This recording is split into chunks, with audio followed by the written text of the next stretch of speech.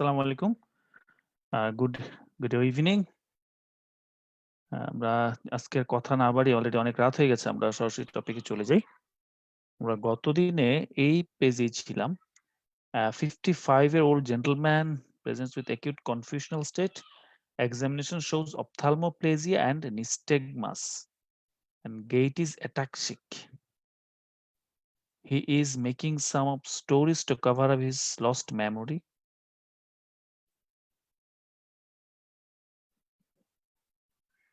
What is the diagnosis?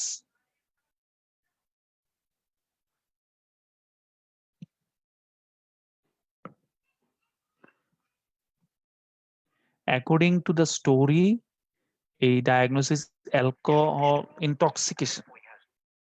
যদিও এখানে অ্যালকোহলের কোনো হিস্ট্রি নাই, কিন্তু the সিনারিওটা 55 years old, acute confusional state, and the symptoms, gait is ataxic, nystagmus, ophthalmoplegia, and এখানে he is making up some stories to cover up his lost memory. সুতরাং কনফ্যাবুলেশন টাইপের এটা. What is the diagnosis? alcohol intoxication. What drugs should be used for alcoholic hallucinosis? Alcoholic hallucinosis হচ্ছে one sort of auditory hallucination, the clear consciousness. সুতরাং এটা যদিও self limiting, আসলে অনেক সময় এটা অ্যালকোহল অ্যাবস্টিনেন্সের পরে কিছুদিন থাকতে পারে, ইভেন কয়েক মাস থাকতে পারে, but it's not long lasting. এবং যখন এটা হবে, এটার জন্য আমরা জাস্ট অ্যান্টিসাইকোটিক ব্যবহার করতে পারি। Antipsychotic. What drug should be used for alcoholic hallucinations? Antipsychotic. A 17-year-old male is brought to clinic as his parents are concerned about changes in his behavior. Which of the following suggests a diagnosis of schizophrenia? Scenario দেওয়া থাকলে ভালো হতো, এখানে scenario দেওয়া নাই। Which of the following is a symptom of chronic schizophrenia? Negative symptom. Which of the following, এটা কি MCQ question probably. Following drugs can induce psychosis except, probably এটা বোধহয় সিনারিও দেওয়া থাকবে. A patient of schizophrenia has started antipsychotic drug.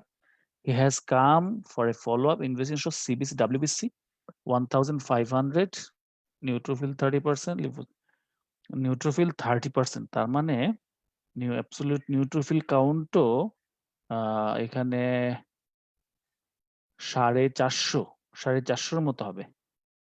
What drug is most likely to cause this? এই সিনারিওটা মানে এখানে WBC এর কাউন্ট অনেক কমে গেছে, নিউট্রোফিলের কাউন্টও কমে গেছে. It indicates agranulocytosis, and which is caused, is a very rare complication, but a serious complication. Though it is very rare, but when it happens, it is life-threatening, and it is very serious.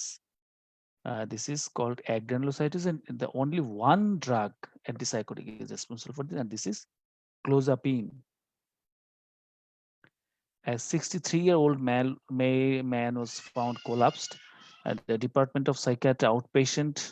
Card was found in his jacket together with a bottle of procyclidine tablets. আসলে এই ধরনের পুরোপুরি এরকম western scenario আমাদের বাংলাদেশে তো there should be compatible with our treatment protocols or our treatment cards or our treatment particulars, I think. সুতরাং এখানে ওয়েস্টার্ন স্টাইলে ডিসক্রাইব করা আমাদের তো, যাই হোক, he was febrile, conscious but unresponsive to commands. Blood pressure was 160/100, that is hypertension, and there is marked muscle rigidity. Febrile, that is high fever আছে, muscle rigidity আছে, high pressure আছে, এবং he was found collapsed. ডিপার psychiatry আউটপেশেন্টের একটা card পাওয়া গেছে জ্যাকেটের মধ্যে, এবং কিছু একটা বোতলের মধ্যে প্রোসাইক্লিডিন ট্যাবলেট। হ্যাঁ, that is what is the most likely diagnosis. এটাও একটা rare but life threatening complication of antipsychotic medication, that is neuroleptic malignant syndrome, NMS. Which of the following a side effect of antipsychotic drug occurs due to dopamine blockade. Dopamine block করার জন্য কি কি হয়? হ্যাঁ, dopamine block করার জন্য anti dopamine অ্যাকশনের জন্য যদিও হয় হুইচ অফ দ্য ফলোইং বলছে, তার মানে নিশ্চয়ই লিস্ট আছে, সেখান থেকে ৩-৪টার মধ্যে কোনো একটা হবে, হয়তো সিঙ্গেল বেসড অ্যান্সার, মানে মাল্টিপল চয়েস কোয়েশ্চেন আর কি। যাই হোক, ডোপামিন ব্লকের জন্য যেগুলো হয় আমরা তো জানি, একটা হচ্ছে অ্যাকিউট ডিস্টোনিয়া, অ্যাকাথেসিয়া, টার্ডিভ ডিসকাইনেসিয়া, এবং আরেকটা হয় হচ্ছে টার্ডিভ ডিসকাইনে এবং অ্যাকাথেসিয়া, acute dystonia, akathisia, pseudo parkinsonism এবং টার্ডিভ ডিসকাইনেসিয়া।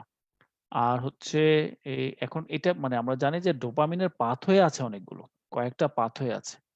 একটা হচ্ছে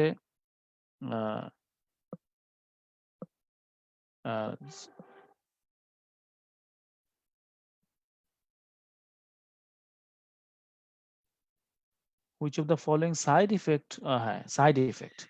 সুতরাং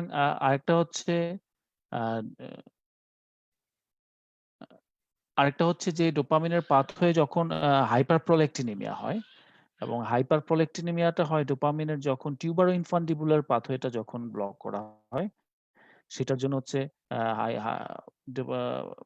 এটার জন্য হাইপারপ্রোলেক্টিনিমিয়ার সাইড ইফেক্টস এর মধ্যে আমরা দেখতে পাবো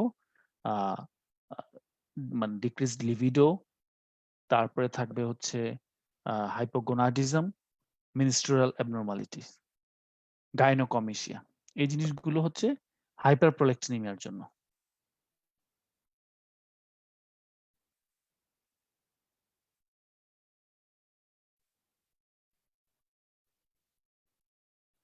ওই যে আমরা বললাম যে কয়েকটা পাথওয়ে থাকে আসলে ডোপামিনের, যে পাথওয়ে গুলো সেগুলো হচ্ছে আমরা যে কয়েকটা নাম আমরা জানি, যেমন মেজোকর্টিক্যাল, মেজোলিম্বিক, টিউবারো ইনফান্ডিবুলার।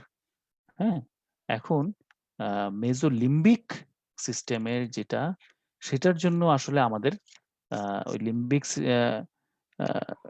সেটার জন্য আসলে আমাদের সিমটম গুলো ইমপ্রুভ করে, পজিটিভ যে সিমটম গুলো আছে, ডিলিউশন, হ্যালুসিনেশন, সেটা ইমপ্রুভ করে। আর সাইড ইফেক্ট হয় বাকিগুলোর জন্য, যেমন মেজোকর্টিক্যাল পাথর যখন ডোপামিন বন্ধ করা হয়, সেটার জন্য নেগেটিভ সিমটমস আমরা যেগুলো জানি, অ্যালোজিয়া, অ্যাপ্যাথি, তারপর হচ্ছে অ্যাভলিউশন, হ্যাঁ, তারপর সোশ্যাল উইথড্রয়াল, তারপর হচ্ছে অ্যানহেডোনিয়া, এই যে সিমটমস গুলো নেগেটিভ সিমটমস আমরা বলে থাকি, এগুলো হয় মেজোকর্টিক্যাল পাথওয়েতে ডোপামিন ব্লকের জন্য। তারপর হচ্ছে আমরা যেগুলো টিউবুলার ইনফান্টিবুলার যেগুলো আমরা বললাম, হ্যাঁ, আরেকটা হচ্ছে নায়াগ্রোস্ট্রাটাল পাথওয়ে। ঠিক আছে, এই নায়াগ্রোস্ট্রাটাল পাথওয়েটা ব্লক করার জন্য, সেখানে যখন ডোপামিন ব্লক করা হয় তখন সেটার জন্য হচ্ছে আমাদের যেগুলো ইপিএসসি, এক্সট্রা পিরামিডাল সিমটম, সে সেই সিমটম গুলি হয়, অর্থাৎ acute dystonia, akathisia, pseudo parkinsonism এবং tardive dyskinesia. Which of the following features is characteristics of early Alzheimer's? এখন সাধারণত এটা ওই হুইচ অফ দ্য ফলোইং গুলোই আমাদের বারে বারে আসছে। এখন এটা হচ্ছে আলঝেইমার্স এর আর্লি সাইন কি কি হবে আসলে? প্রথমত আর্লি সাইন হবে আসলে মেমোরি ইম্পেয়ারমেন্ট। মেমোরি ইম্পেয়ারমেন্টটা কিরকম হবে? মেমোরি ইম্পেয়ারমেন্ট হবে usually recent day to day activities বা day to day recent memories গুলো ইম্পেয়ার হবে, বাট পাস্ট মেমোরিজ যেগুলো, সেগুলো কিন্তু ইনটেক্ট থাকবে। সে সকালে নাস্তা করেছে কিনা সেটা ভুলে যেতে পারে। আগের দিন কোথায় গিয়ে গেলে বা কারোর সাথে দেখা হয়েছে, কোনো একটা গতকালকে কোনো একটা কাজ করেছে, সেটা ভুলে যেতে পারে। কিন্তু সে ১০ বছর আগে, ২০ বছর আগে তার যে অ্যাচিভমেন্ট, সে ২০ বছর আগে কি করতো, এগুলো সে স্পষ্টই মনে রাখতে পারবে। অর্থাৎ তখন পর্যন্ত তার প্রিভিয়াস যেটা লং টার্ম মেমোরিটা প্রিজার্ভ থাকবে, কিন্তু শর্ট টার্ম রিসেন্ট মেমোরি যেগুলো, সেগুলো সে ভুলে যেতে থাকবে। তারপরে তাদের স্পিচ কিছুটা ডিফিকাল্টিজ হয়। এটা হয় হচ্ছে মূলত কিছুটা ওয়ার্ড ফাইন্ডিং ডিফিকাল্টি হয়। দেখা যাচ্ছে বলছে একটা জিনিসের নাম বলতে পারছে না, কোনোভাবেই আর নাম মনে করতে পারছে না। এটা ফ্রিকোয়েন্টলি হতে থাকবে। এই জিনিসগুলো হয়। ঠিক আছে, এবং এগুলো হচ্ছে মূলত আর্লি সাইন, মেমোরি ইম্পেয়ারমেন্ট। তারপরে হচ্ছে word finding, one sort of aphasia, word finding difficulty, হ্যাঁ, বা অ্যানোমিয়া আমরা বলি। নেমিং ডিফিকাল্টিজ এবং তারপর গ্র্যাজুয়ালি আসলে আস্তে, আস্তে বাকি সিম্পটমস গুলো হতে থাকে। একসময় অ্যাপ্রাক্সিয়া হয় তাদের ড্রেসিং বা নরমাল যে ধরনের কাজ তারা করতে পারতো একসময়, ফ্যাস্টেনিং অফ দ্য বাটনস এগুলোতে প্রবলেমস হয় এবং গ্র্যাজুয়ালি আস্তে, আস্তে আরো একসময় তাদের এইগুলোর সিম্পটমের পাশাপাশি মেমোরি ইম্পেয়ারমেন্ট যেটা ইনিশিয়ালি রিসেন্ট মেমোরি গুলো ছিল আর পাস্ট মেমোরি গুলো ইনটেক্ট ছিল, গ্র্যাজুয়ালি ওই পাস্ট মেমোরি গুলো এফেক্ট করে ফেলে। হ্যাঁ? তারপর তাদের কিছু বিহেভিয়ারাল চেঞ্জ হয় এবং পাশাপাশি হ্যাঁ? তাদের নানা রকমের কিন্তু পরবর্তীতে আ আমরা যেগুলো মুড ডিস্টার্বেন্স বলি, খুব অ্যাংরি, ইরিটেবিলিটি, ডিপ্রেশন এবং ইভেন সাইকোসিস, ডিলিউশন হ্যালুসিনেশনস ও ডেভেলপ করতে পারে। Which of the following antidepressants drug is noradrenaline specific serotonin inhibitor? এটা হচ্ছে নাসা। এই যে following antidepressants noradrenaline specific serotonin antagonist. এইটা হচ্ছে নাসা মানে মিট্টাজেপিন নামে যে ড্রাগটা পাওয়া যায় এটাকেই মিন করা হয়েছে। A patient uses fluoxetine for depression. Now he presents with agitation and acute confusional state, tremor and sweating.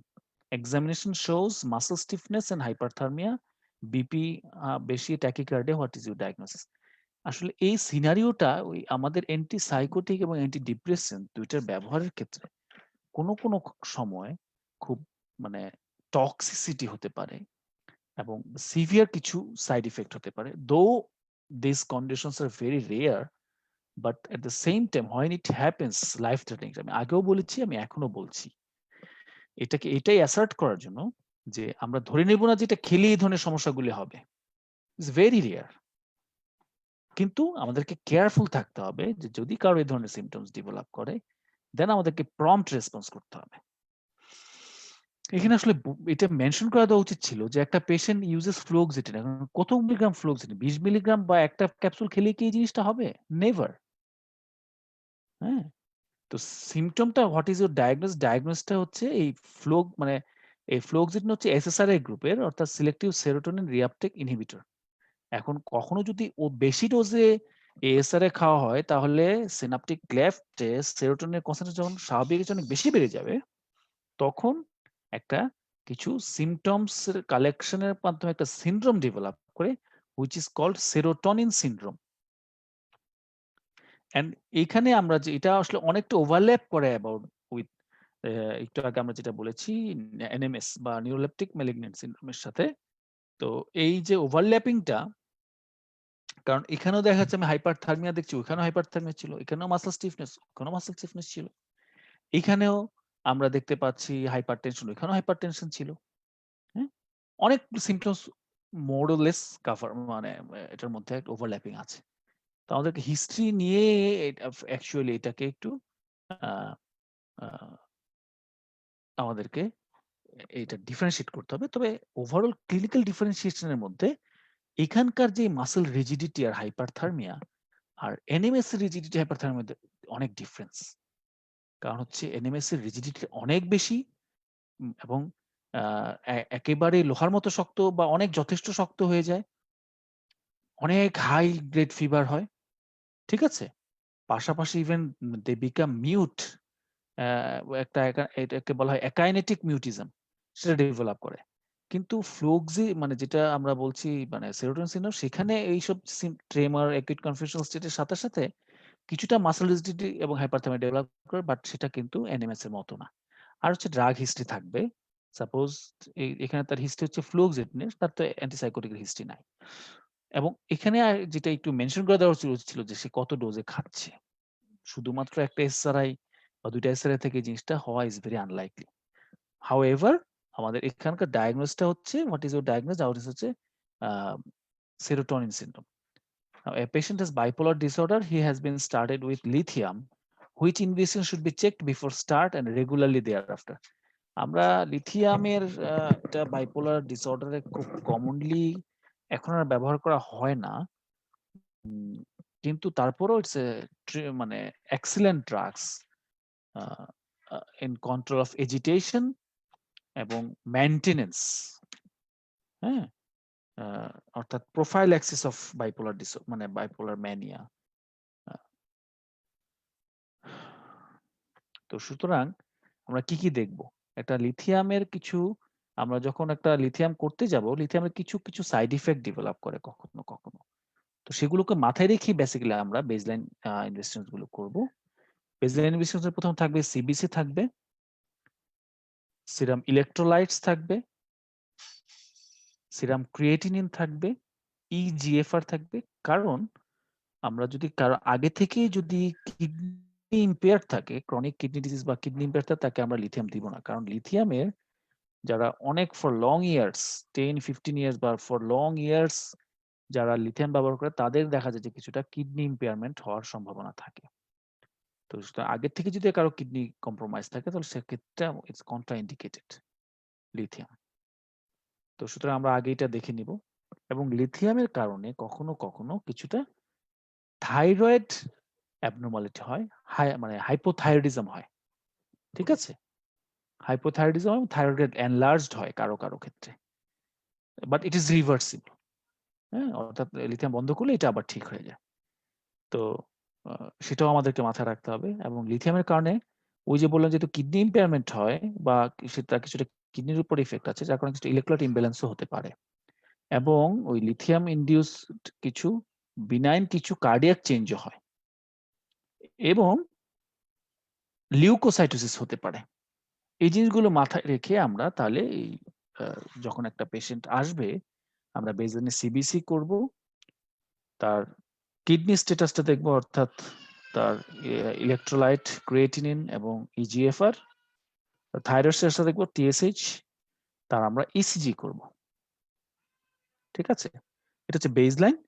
এবং এরপর থেকে আমাদেরকে রেগুলারলি দেয়ার আফটার আমাদেরকে কিন্তু এখন এই যে সিমটমস গুলো বললাম এগুলো mostly related to lithium toxic, মানে লিথিয়ামের ক্ষেত্রে কিন্তু একটা স্পেশালিটি হচ্ছে লিথিয়ামের কোন সিমটমের জন্য আমরা কি একিউট সিমটমের জন্য ব্যবহার করছি, অ্যান্টি ম্যানিক এজেন্ট হিসেবে ব্যবহার করছি, নাকি এই ম্যানিয়াকে প্রিভেন্ট করার জন্য প্রোফাইলেক্সিস হিসেবে ব্যবহার করছি, সেটার উপরে ভিত্তি করে লিথিয়ামের কিছু ব্লাড লেভেল দেখতে হয়।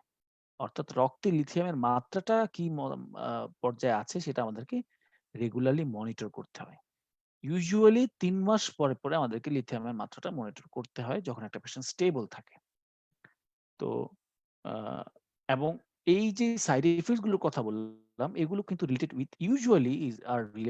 উইথ দ্য টক্সিক লেভেল, অর্থাৎ যখন তার যে নিয়ন্ত্রিত মাত্রা থাকার কথা তার চাইতে বেশি যখন হয়ে যাবে তখনই কিন্তু এই ধরনের সাইড ইফেক্ট গুলো আমরা দেখতে পাবো। সুতরাং আমরা যদি রেগুলারলি লিথিয়াম মনিটর করে যদি রেঞ্জের মধ্যে রাখতে পারি তাহলে কিন্তু সেটা আর হওয়ার সুযোগ নাই বা অনেক লিমিটেড সুযোগ। তো সুতরাং আমরা বেসলাইনে আমরা লিথিয়ামের লিথিয়াম শুরু করার আগে আমরা ইনভেস্টমেন্টস গুলো করব এবং তারপরে যখন আমরা মনিটর করব ওই জিনিসগুলোর মধ্যে এই থাইরয়েড এবং ক্রিয়েটিনিন এগুলো আমরা 6 মান্থলি আমরা মনিটর করব আর লিথিয়ামটাকে আমরা 3 মান্থলি মনিটর করব। ঠিক আছে? A patient has bipolar disorder. Which of the drug is used for prophylaxis? Which of the drug prophylaxis হিসেবে আমরা সিঙ্গেল অ্যান্টিসাইকোটিক ড্রাগ ব্যবহার করতে পারি।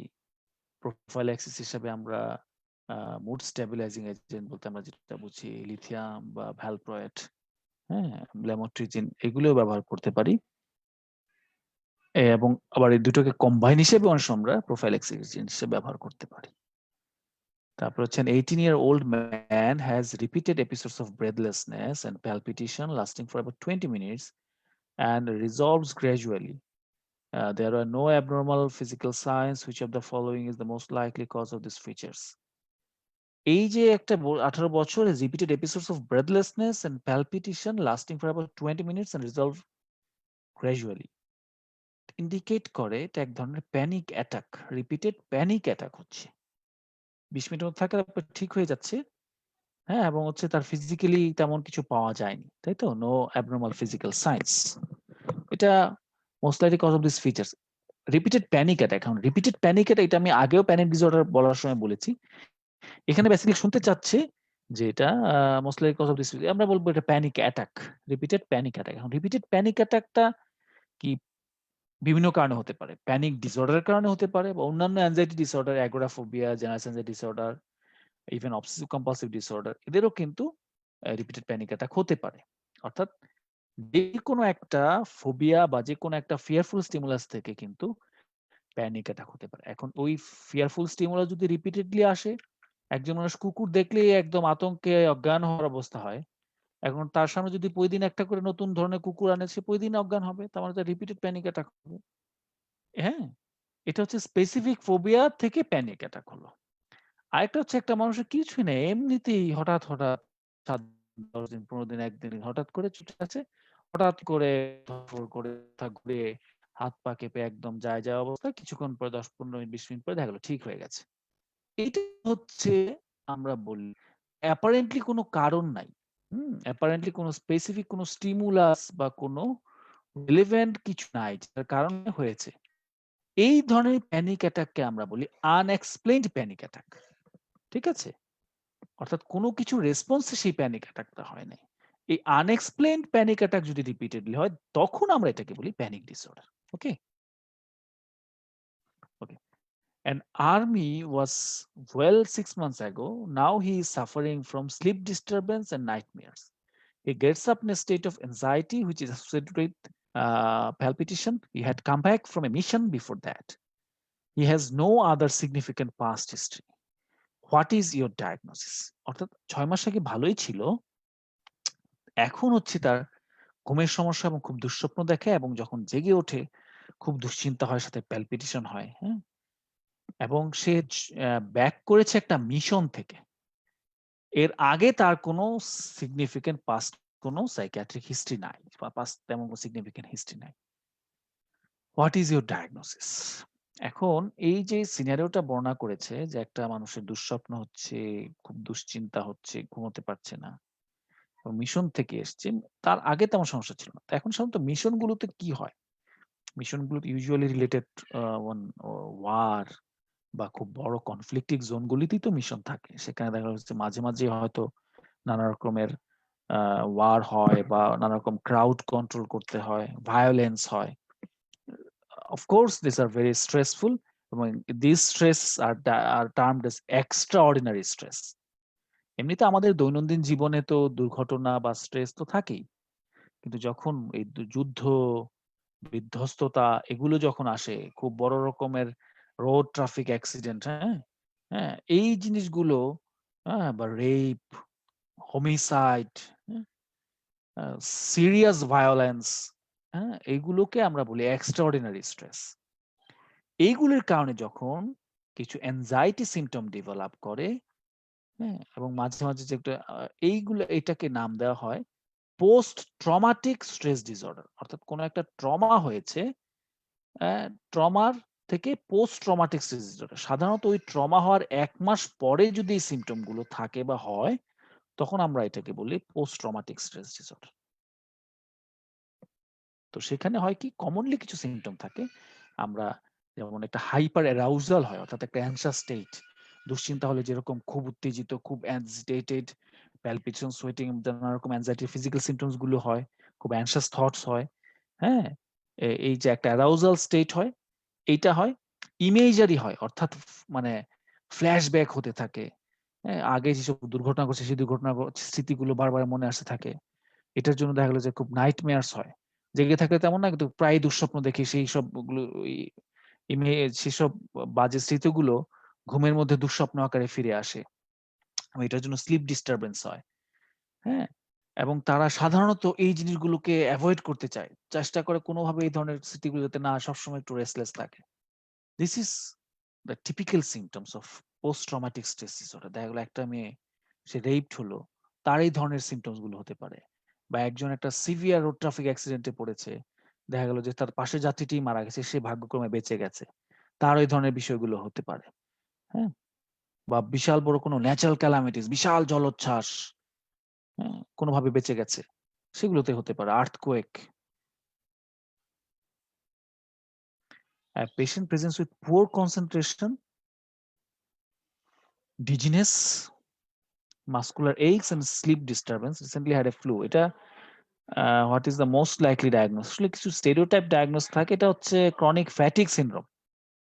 A patient comes to with recurrent abdominal pain. She previously also complained of shortness of breath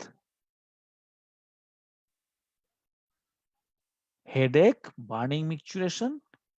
She has gone for various investigations which all are negative. Her past history includes cholecystectomy. What is your diagnosis? A patient comes to you with a recurrent abdominal pain. She also previously complained shortness of breath, headache, burning micturition. Also gone for various investigations, all are negative. And past history includes cholecystectomy. What is your diagnosis? এখানে আসলে আমরা tricky কিছু ব্যাপার বুঝতে পারি। এখানে যেটা আসলে মিন করছে সেটা হচ্ছে একটা ডায়াগনোসিস আছে খুব জটিল এবং at the same time is a very rare. It's factitious disorder. Factitious disorder অর্থাৎ দেখা বারে বারে পেট ব্যথার কথা বলছে, কখনো কোনো শ্বাসকষ্টের কথা বলেছে, মাথা ব্যথার কথা বলেছে, প্রায় বিভিন্ন ইনভেস্টিগেশন করছে। দেখা যাচ্ছে past history includes cholecystectomy operation. শুনতে একটা সোমাটিক সিম্পটম ডিসঅর্ডার মতো মনে হয়। কিন্তু এখানে যে অপারেশনের কথা বলেছে এবং পেট ব্যথা আবার একেক সময় একেক সিম্পটমের কথা। এটা ইন্ডিকেট করে যে অনেকটা ফ্যাকটিশাস ডিসঅর্ডারের পেশেন্ট এরকম পাওয়া যায়। যাদের কাজ হচ্ছে এই ফ্যাকটিশাস ডিসঅর্ডার আমি সংক্ষেপে বলি, আ অনেকটা ম্যালিঙ্গারিং এর মতো শুনতে মনে হয় যে আসলে অ্যাকচুয়ালি এদের কোনো অসুখ নাই। কিন্তু তারা প্রায় বিভিন্ন ফিনাইং আউট করে মানে ভান ধরে বিভিন্ন রকমের অসুখের। ঠিক আছে? ভান ধরে তার হাসপাতালে ভর্তি হয় বা মেডিকেল হেল্প সিক করে। বিভিন্ন ব্যথার কথা বলে। বিভিন্ন বিভিন্ন একেক সময় একেক সিম্পটম বলে এবং একেক সময় একেক হাসপাতালে যায়। কারণ একটা হাসপাতালে কয়েকবার গেলেই কিন্তু বুঝে ফেলে যে না, তার সমস্যা। তো সুতরাং যখন এক হাসপাতালে কয়েকবার হয়ে যায়, তখন তার হাসপাতাল চেঞ্জ করে ফেলে। এভাবে হাসপাতাল থেকে হাসপাতালে যায়। তারা তাদের সাইকোলজিটি ইস a bit ডিফারেন্ট এবং এটার ব্যাপারে আসলে খুব ক্লিন কাট কোনো অ্যাসোসিয়েশন পাওয়া যায় নাই যে ঠিক কি কারণে তারা এটা করে। এটা অনেকটাই অজানা।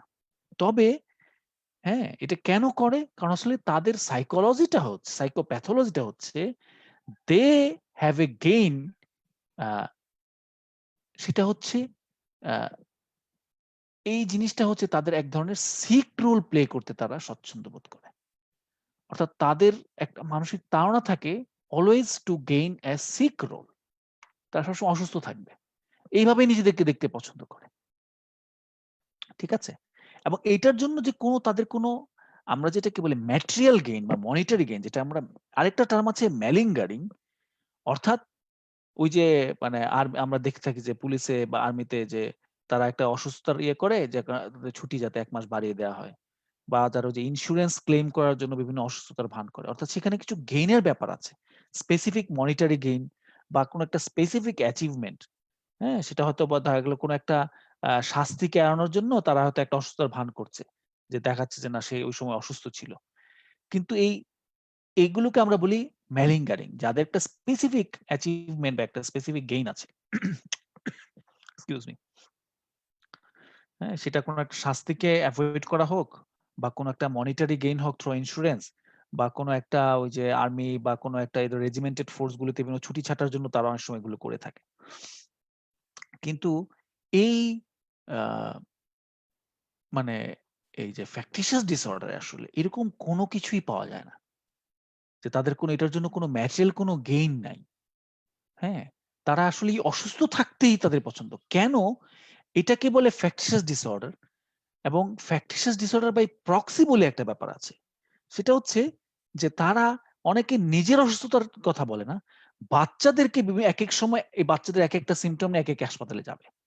দেখলো অ্যাপারেন্টলি বাচ্চাদের এবং যেটাকে এক্সট্রিম ফরমেশন বলে মুনশাউসেন সিনড্রোম বাই প্রক্সি অর্থাৎ সেখানে এরা বাচ্চাদেরকে সিরিয়াসলি ইনজিওর করে নিজেরা মেরে, নিজেরা নানাভাবে আঘাত করে, নানা রকমের বা এটা সেটা খাইয়ে নানা রকম অসুখ তৈরি করে এবং তাদের পর একেকজনকে একেক রকমের হাসপাতালে নিয়ে যায়। নিয়ে মেডিকেল হেল্প সিক করে। এটার মধ্যেই তাদের এক ধরনের রিলিফ হয় অ্যাবাউট দেয়ার এবং এটাই হচ্ছে তাদের অ্যাচিভমেন্ট। হ্যাঁ? এটা এক ধরনের জটিল সাইকোলজিক্যাল ডিসঅর্ডার। আ কিন্তু আমরা অনেক সময় এটাকে ম্যালিঙ্গারিং এর সাথে গুলিয়ে ফেলি। হ্যাঁ? এটার অনেক কারণ আছে।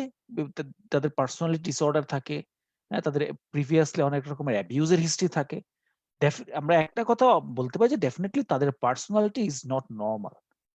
হ্যাঁ? ডেফিনিটলি তাদের পার্সোনালিটি ইস অল্টারড। এটার কারণে তারা এই জিনিসগুলো করে থাকে।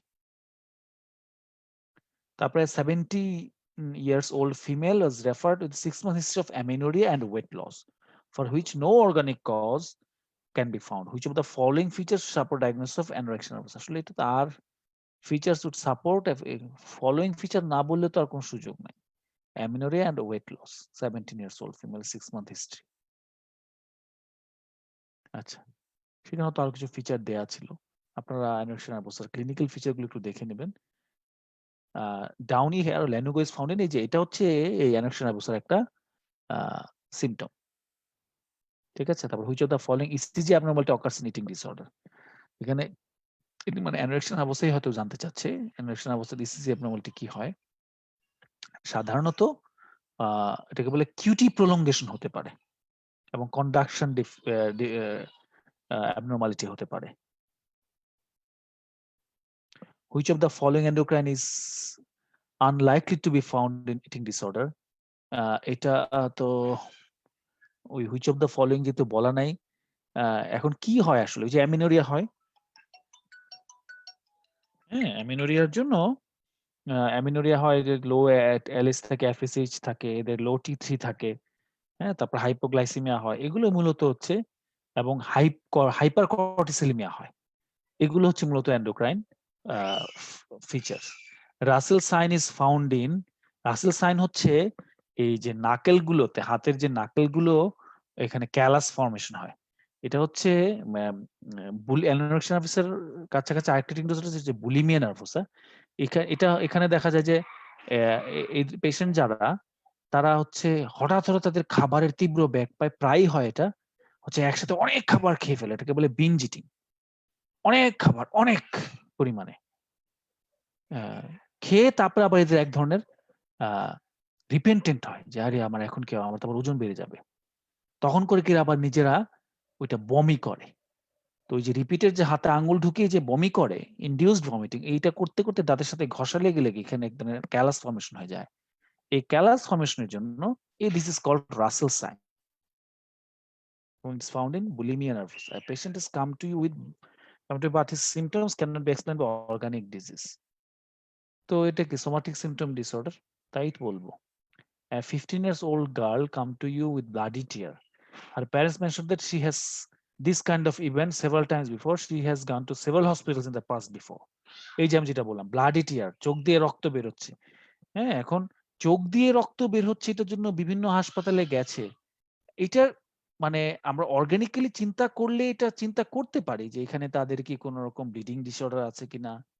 তারপরে হচ্ছে সেখানে কোনো ব্লাড ভেসেল গুলোর কোনো অ্যাবনরমালিটিস আছে কিনা। হ্যাঁ, যেটার কারণে খুব ফ্র্যাজাইল কোনো ব্লাড ভেসেল বা এই ব্লাড ভেসেল গুলো খুব লিক করে, এরকম কোনো ব্যাপার আছে কিনা, সেগুলো হতে পারে। তবে এই যে চোখ দিয়ে রক্ত বেরোচ্ছে, আমাদের ওয়ার্ডে আমরা কিন্তু এরকম বেশ কিছু পেশেন্ট আমরা পেয়েছি যাদের আসলে পরে বিভিন্ন হেমাটোলজি ডিপার্টমেন্টে বা আদার্স যেসব ডিপার্টমেন্ট গুলো রিলেভেন্ট আছে, আমরা সমস্ত জায়গায় কোয়ারি করেও আসলে কিছু অপথ্যালমোলজিতে, হেমাটোলজিতে কোথাও কিছু পাওয়া যায় না। আসলে অ্যাকচুয়ালি এটা ওই আমরা যেটা পাই যেটা হচ্ছে এক ধরনের মানে যেমন আমাদের একটা পেশেন্ট ছিল, সে তাকে অনেকভাবে কোনোভাবেই তাকে আমরা মানে নিশ্চিত করা যাচ্ছিল না। সে এমন ভাবেই তার স্টোরিটা তৈরি করা ছিল যে সবাই ধরেই নিয়েছিল যে এটা বোধহয় আসলে কোনো একটা খুব অজানা কোনো একটা অসুখ। হ্যাঁ, যেমন এই যে হাইপার হাইড্রোসিস একটা আছে, সেইরকম একটা হেমাটোহাইড্রোসিস, যে এরকম ব্লাড ভেসেল দিয়ে ব্লাড লিক করে ঘামের মতো। এরকম একটা যে ঘামের মতো ব্লাড লিক করছে। তো সেইখানে পরে দেখা গেল যে না আসলে একবার সম্ভবত একটা সিসি ক্যামেরাতে এটা আসলো এবং হচ্ছে আমাদের নার্সও সেটাকে নোটিস করলো যে এরা হচ্ছে সে রাতে একদম মিডনাইট সে কোনো একটা পয়েন্টস থেকে ইনজেকশন দিয়ে সে ব্লাডটাকে পিক করে। অনেক সময় দেখা গেলো বড় কোনো কাট মার্কস থাকলে আমরা সন্দেহ করতে পারি যে সেইখান থেকে ব্লাড বের হয়েছে। ওই ব্লাডটাকে সে ইনজেকশন নিডল দিয়ে পিক করে এবং পিক করে সেই ব্লাডটাকে চোখের মধ্যে দিয়ে রাখে এবং তারপরে সবাই বলে যে দেখেন আমার চোখ দিয়ে রক্ত বের হচ্ছে। এবং অ্যাপারেন্টলি খুঁজলে কোথাও কোনো ব্লিডিং মার্কস পাওয়া যায় না। হ্যাঁ, যে কোনখান থেকে ব্লিডিং হয়েছে। সাধারণত সবাই বিশ্বাস করে যে বোধহয় এটা তাহলে ওই চোখ থেকেই বের হচ্ছে। কিন্তু ওইটা খুব টেকনিক্যালি এবং ইট টুক few weeks to reveal যে এটা আসলে তার এক ধরনের মানে ফ্যাক্টিশিয়াস মানে ছিল।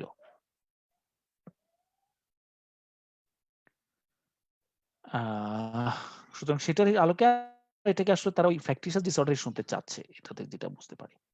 A patient's presents to you with irritability, labile mood, and tearfulness. Irritability, labile mood, and tearfulness. She had a delivery 5 days ago. What is the most important? Appropriate management. আসলে এটা যেটা এটা postpartum blue. Postpartum blue. ওই যে irritability, labile mood, tearfulness, it's self-limiting actually. এটা হচ্ছে সাধারণত দেখা হচ্ছে postpartum blue মানে হচ্ছে যেটা এক ধরনের ডিপ্রেশন কিন্তু লং লাস্টিং না।